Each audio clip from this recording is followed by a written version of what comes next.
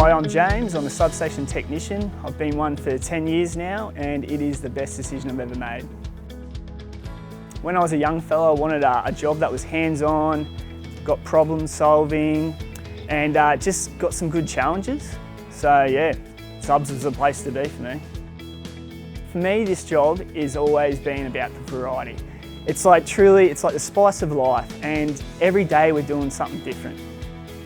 When the storms hit, although we're not outside like fixing all the power and stuff, we are the guys that flick the switch on to get the power back flowing again. So basically we are the unsung heroes. The crews I work with, they're like mates and yeah, like Ned, he keeps you on your toes. He's yeah, good banter with him. I never know what's about to come out of his mouth. Yeah, it's one of the best things, the guys I work with. So for anyone that's considering a job that's well paid, rewarding, and they don't mind getting their hands in and face new challenges, subs is a place to be. It's plenty of room to grow, great group of guys, and yeah, I love my job.